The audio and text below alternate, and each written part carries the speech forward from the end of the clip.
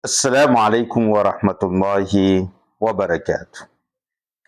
Androany dia andro zoma, andro lehibe manandanja, manana ny maha-izy azy eo anatrehan'ny finoana Islam. Anisan'ny mampiavaka ny andro zoma dia fisian'ny ora anankiray raha mangataka amin'ny tompo Allah, mitalao amin'ny tompo Allah, mandefa faniriana amin'ny tompo Allah, dia ho valiany avy hatrany izany doa sy ny faniriana ara-hataka izay nataonao izany. Rehefa nanontaniana i mpaminany sallallahu alaihi wasallam, oviana io fotoana izay ora spesialy hamaliany Allah subhanahu wa ta'ala ny doa amin'ny andro zoma io, dia namaly izy hoe eo anelanelany salatul asr sy ny salat al-maghrib amin'ny andro zoma. Ankehitriny antsika dia ao anatin'izany ora izany, ka andao tsika samy angataka doa, samy haneho ny etaeta-pontsika, ny faniriantsika amin'ny tompo Allah. Fa andao kosa tsika hiaraka amin'ny doa iombonana ity. Ndao tsika angataka amin'ny Allah manao hoe tompo Allah, indro zahay miandrahandra ny volana Ramadany 2026.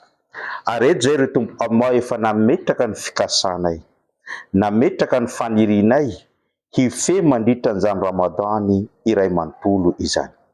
Ka raha sanatria misy tambana, tsy fahasalamana, na ihany koa tsy fahafana amin'ny fanatanterahana izany fifehezana izany, na koa iray aminay ndao sy ny fahafatesana, dia sorato isan'ireo efa nifehy nandritra an'izany volana Ramadany, ary isan'ireo voafafa ny eloka, ary isan'ireo nahazo famotsorana mba tsy ho isan'ireo vahoaka ny afobe izahay ry tompo Allah.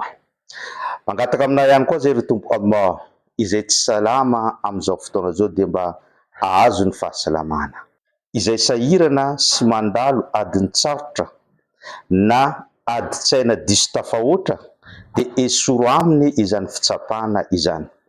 Tompo Allah, izay dibo-trosa dia omeo fahefana izy mba handoa ny trosany, ary izay ao anatin'ny fahotana lehibe dia mba omeo chance izy ireo hibebaka mialohan'ny ialan'izy ireo eto ambony tany. Zay ry tompo Allah no doanay tamin'ity andro zoma, andro amin'ny ora izay hamalinao ny doa, ka raiso izany ry tompo Allah subhanahu wa ta'ala. Aparitao betsaka any amin'ny olona ity doa ity, mba samy hanao an'izany doa zany, ary ho raisiny Allah subhanahu wa ta'ala ny doa sy ny hataka izay nataontsika. Wassalamu alaikum wa rahmatullahi wa barakatuh.